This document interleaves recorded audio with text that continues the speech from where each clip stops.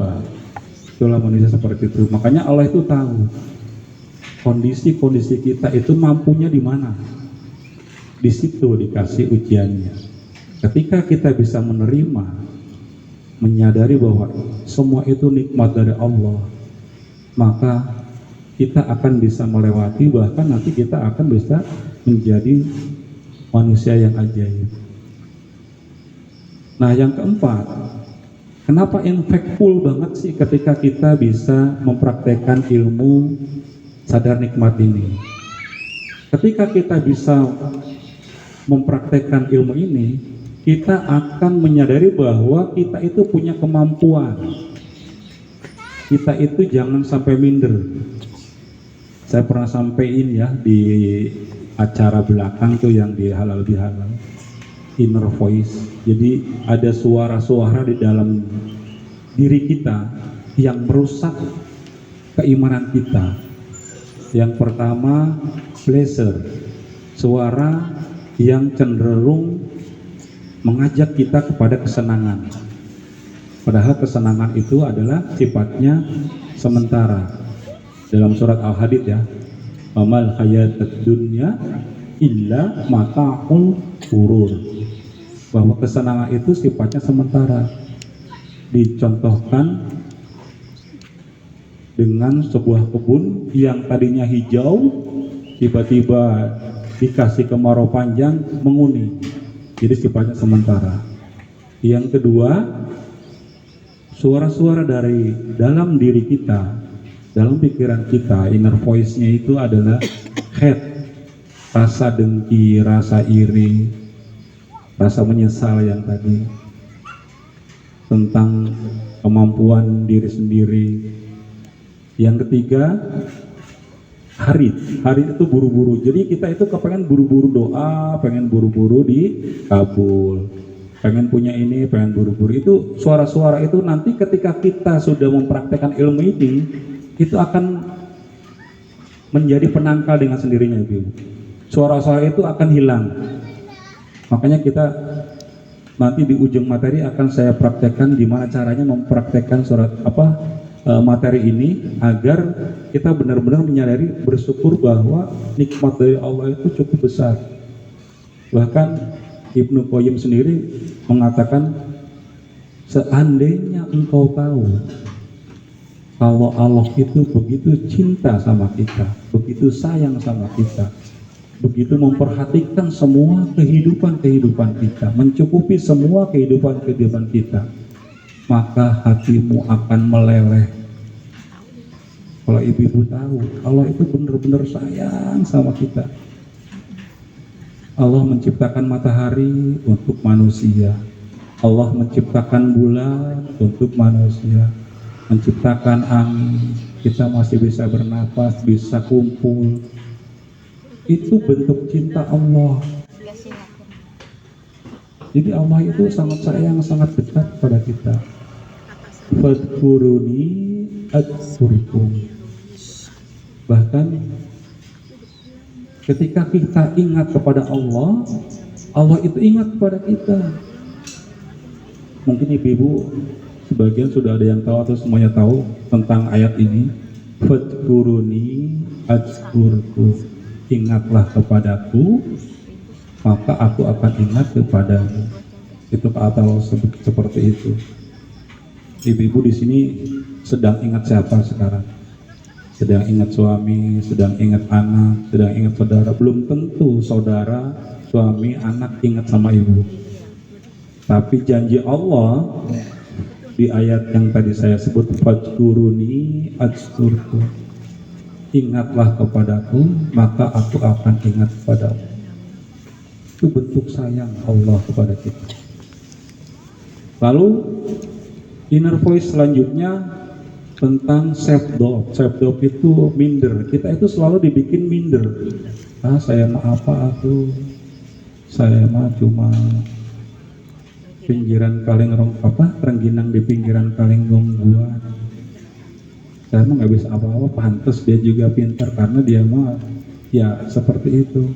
Itu seperti itu, settingan setan itu seperti itu. Tapi ketika kita sudah mempraktekkan ilmu ini nanti ibu-ibu, itu akan hilang. Yang terakhir, desire trap. Desire trap itu salah ingin. Kita kadang-kadang menginginkan hal-hal yang memang di luar kemampuan kita. Kita kepengen padahal Allah itu belum mengizinkan, maksa akhirnya pinjam ojol pinjol. Jadi dipaksakan gitu, salah ingin. Makanya nanti ibu-ibu coba praktekkan ilmu ini. Nah, untuk mempraktekkan ilmu ini tentu nggak akan mudah, ada hambatan-hambatannya. Nah, hambatannya ini dua ibu-ibu menurut ilmu guru saya yang ngasih. Jadi hambatan yang pertama adalah toxic habit, complaining, obsessive controlling.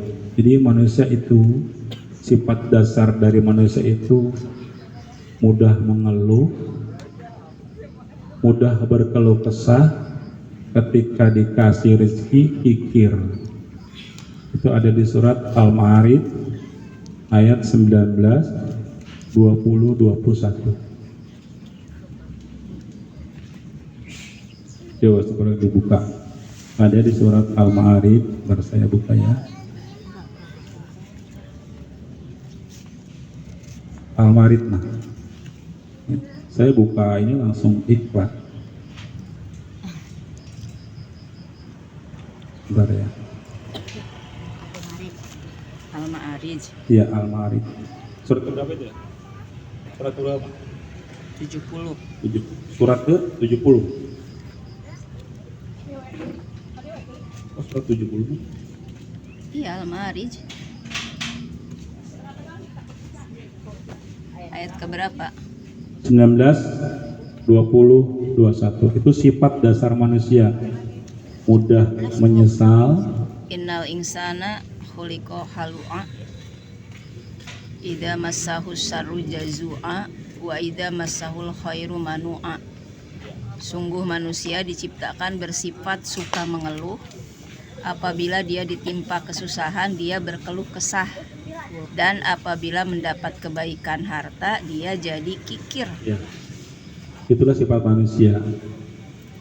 Ketika kita sedang dikasih kesusahan, ketidakmudahan, itu berkeluh kesah. Tapi ketika kita dikasih rezeki, kemudahan, itu akan kikir. Nah, untuk mengatasinya semua itu adalah salah satunya sholat. Di ayat berikutnya ada sholat. Jadi hambatan-hambatan apresiatif living yang nanti akan kita praktekkan, salah satunya adalah toxic habit. Karena manusia ini mudah mengeluh, mudah berkeluh kesah. Ketika dikasih ketimpaan musibah, berkeluh kesah. Tapi ketika kita dikasih kebahagiaan, kemudahan, itu kita akan pikir. Yang kedua, hambatan yang kedua, self-serving bias. Self-serving bias ini adalah sifat manusia yang memang cenderung ketika ada masalah menyalahkan orang lain. Tapi ketika dia sukses, dia berhasil, ini karena saya, ini karena ilmu saya, ini karena kerja keras saya, ini karena ide-ide brilian saya. Tapi ketika dibenturkan dengan masalah, oh, gara-gara dia nih jadi seperti ini, gara-gara dia nih jadi seperti ini. Itu self-serving bias. Jadi hambatannya ini dua ibu-ibu. Ketika kita nanti mempraktekkan appreciative living ini, yang pertama toxic habitnya tadi, sifat dasar manusia itu ya mudah mengeluh. Yang kedua, mudah menyalahkan orang lain ketika mereka gagal, tapi mudah menepuk dada ketika sukses. Ini karena saya, ini karena saya, seperti itu. Nah, untuk menyikapi keadaan yang tadi, saya kasih contoh orang yang mempunyai sifat apresiatif living, nantinya itu tidak ada kata jelek, tidak ada kata masalah, tidak ada penyebab masalah. Jadi ketika orang tidak bisa mempraktekkan ilmu appreciative living, sadar nikmat, yang di dalam pemikiran mereka itu selalu problem solving, permasalahannya seperti apa, pemecahan masalahnya seperti apa sih yang jelek, apa sih yang perlu diperbaiki, identifikasi masalah, temukan penyebab masalah. Tapi ketika nanti kita sudah mempraktekkan ilmu sadar nikmat ini, appreciative living ini, itu di dalam pemikiran kita itu yang terjadi, apa sih yang baik, apa sih yang perlu ditingkatkan. Jadi dia kemampuan dalam diri itu selalu ditonjolkan, bahwa Allah itu menciptakan manusia sesempurna mungkin, bahwa kita itu mampu, apa sih yang baik, apa sih yang perlu ditingkatkan. Jadi disiplin kata, bahasanya di sini disiplin kata. Jadi tidak ada pemikiran negatif terhadap apapun yang terjadi dalam diri kita. Apapun yang terjadi, kita selalu berpikir positif. Oh, ini pasti yang terbaik dari Allah. Ini pasti yang terbaik dari Allah. Nah, ketika kita sudah mempraktekkan, kita bisa merasakan perbedaannya. Ini dia, mungkin ibu-ibu yang pernah ngikutin materi sebelumnya bisa tahu ini. Ini setengah isi atau setengah kosong. Yang jawab setengah isi betul, yang jawab setengah kosong betul juga. Karena memang dua-duanya setengah isi dan setengah kosong. Bedanya di mana? Bedanya nanti di dampaknya. Orang yang selalu melihat setengah kosongnya, maka orang tersebut nggak akan bisa berkembang. Orang tersebut selalu iri, selalu dengki, selalu menyesali masa lalu. Tapi orang yang selalu melihat setengah isinya, orang itu akan berkembang. Orang itu akan melihat selalu kejadian-kejadian yang terbaik. Saya kan pernah contohkan ya, dengan kejadian ini dalam 1 minggu ibu-ibu bisa benci sama suami ibu di rumah. Tapi dalam perseptik ini juga ibu-ibu bisa kembali mencintai suaminya. Gimana caranya? Ketika kita selalu melihat setengah kosongnya terhadap semua apa-apa yang ada dalam diri suami kita, maka coba ibu-ibu lihat nanti dalam waktu 3 sampai seminggu, pasti ibu-ibu akan benci sama suami ibu. Padahal dari kebaikan-kebaikan suami ibu juga ada. Makanya kita harus melihat setengah isinya terhadap apapun yang terjadi, yang menimpa diri kita. Oh, ini rencana Allah yang terbaik. Dilihat setengah isinya. Saya ibu dimanapun kalau sedang mendengarkan taklim, mau yang isi materi siapapun juga, itu selalu melihat setengah isinya. Karena manusia kan nggak ada yang sempurna ya, tapi saya melihat setengah isinya. Apa yang bisa kita ambil, apa yang bisa saya ambil untuk bisa saya praktekkan dalam kehidupan sehari-hari. Kalau kita selalu melihat setengah kosongnya, itu hidup kita itu akan rungsing terus. Karena nggak akan pernah puas, nggak akan pernah ada rasa bersyukur. Yang dilihat kurangnya terus. Sudah punya motor, kepengen mobil. Sudah punya mobil, kepengen lagi punya gitu. Sifat manusia seperti itu. Sudah kembali misalnya kasih sehat, kepengen lagi naik PNS, seperti itu. Ketika kita melihat setengah kosongnya terus, maka hidup kita nggak akan tenang. Tapi coba kita melihat setengah isinya. Allah itu mengasih yang apa-apa sekarang itu sudah yang terbaik. Jangan dilihat, kok dia seperti ini ya? Oh kenapa seperti ini ya? Jangan. Kenapa? Karena itu maunya setan seperti itu. Ketika kita melihat setengah kosongnya, itu hidup kita nggak akan tenang. Nah, ini juga ada kaitannya dengan surat Al-Insyirah ayat 5-6. Kenapa kita harus melihat selalu setengah isinya? Karena di setiap nikmat dalam satu masalah itu ada dua. Setiap kita dibenturkan dengan ujian, dengan masalah, itu selalu ada dua nikmat dari Allah.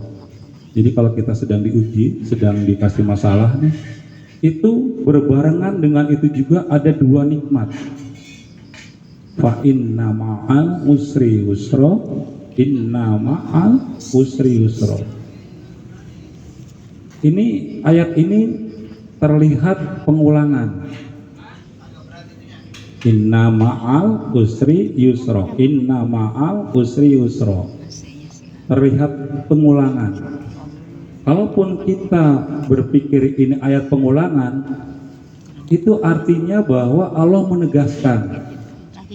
Seperti saya misalnya, Mama Irfan besok bulu tangkis ya, Mama Irfan besok bulu tangkis ya. Saya ulang-ulang tuh, itu penegasan. Irfan besok bulu tangkis ya, Mama.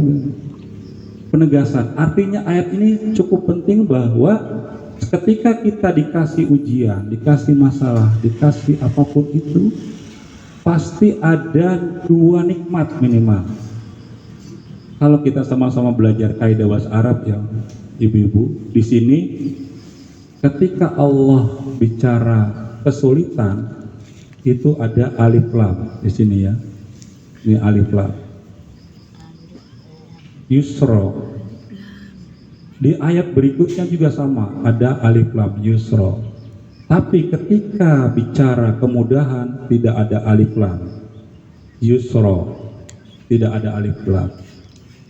Artinya kalau kita belajar kaidah bahasa Arab, ketika ada kesulitan ada alif lam, ini ma'rifat artinya. Ma'rifat itu artinya yang sudah pasti. Masalah itu sudah pasti. Ada. Tapi ketika bicara yusro, kemudahan, itu nakiroh. Nakiroh itu indefinitif. Kalau ini definitif, pasti. Kalau ini indefinitif.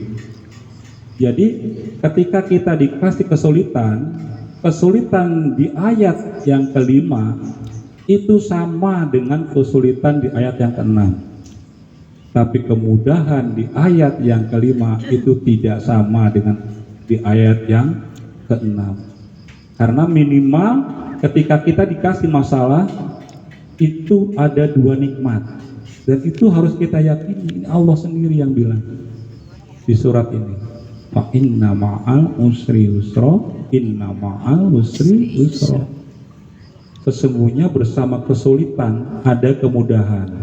Diulang lagi, sesungguhnya bersama kesulitan ada kemudahan. Ma'a, bukan ba'da. Kalau ba'da kan sesungguhnya bersama kesulitan, setelah kesulitan ada kemudahan. Ini bersama, bukan ba'da, bukan setelah. Bukan setelah bersama, bukan setelah kesulitan ada kemudahan, bukan. Ma'a, bersama. Jadi ketika kita dikasih ujian, musibah, apapun itu yang menurut kita sulit, itu kita harus sadari, kita harus yakini bahwa pasti ada dua nikmat di dalamnya. Yakini, itu janji Allah. Makanya dalam kaidah bahasa Arab ini ma'rifat karena ada alif lam. Ini definitif. Ketika bicara kemudahan itu enggak ada alif lam. Ini nakiroh, artinya indefinitif. Bisa lebih dari dua, minimal dua. Dan ini juga disampaikan oleh sahabat Nabi Abdullah bin Mas'ud radhiyallahu an. Andai kesulitan itu masuk ke dalam sebuah batu, maka pasti kemudahan akan mengejarnya masuk ke dalam batu itu. Jadi mau gimana lagi? kesulitan masuk ke dalam batu, kemudahan ikut masuk. Ini sahabat Rasulullah yang langsung Abdullah bin Mas'ud mengatakan bahwa andai kesulitan itu masuk ke dalam sebuah batu, dikejar tuh Bu, kesulitan itu dikejar dengan kenikmatan, dengan kemudahan gitu. Jadi ibu-ibu harus yakin bahwa ketika kita dikasih ketidakmudahan, kesulitan, itu pasti kita mampu untuk melewatinya. Dan jangan mengeluh, karena itu sudah yang terbaik. Jalani saja sebagai ibadah, amal ibadah kita. Ketika kita mengeluh, itu setan senang banget tuh, dikompor-komporin. Nanti kita sama-sama belajar 2 jebakan setan. 2 jebakan setan dari mulai Nabi Adam sampai nanti kita kiamat, itu aja jual jebakannya. Jadi nanti saya siapkan ada 2 jebakan setan yang memang jebakan itu dari mulai Nabi Adam di surat Al-Isra kalau nggak salah, sampai nanti kita meninggal, itu jebakannya itu aja Bu. Jebakannya hanya 2 itu aja. Kalau kita pahami, kita sadari, ya memang itu aja. Nanti kita sama-sama belajar. Jadi kita ketika dikasih ketidakmudahan, kesulitan, itu jangan langsung kita berdiam diri, mengurung diri, jangan. Karena pasti kemudahan akan mengejarnya. Bahkan ini Abdullah bin Mas'ud mengatakan ketika kesulitan itu masuk ke dalam batu masuk ke dalam batu, maka kemudahan itu akan mengejarnya ke dalam batu itu. Jadi kita nggak usah pesimis. Nah, terakhir, apa sih yang akan kita latih di pertemuan kedua ini untuk lapang dada tentang appreciative living ini?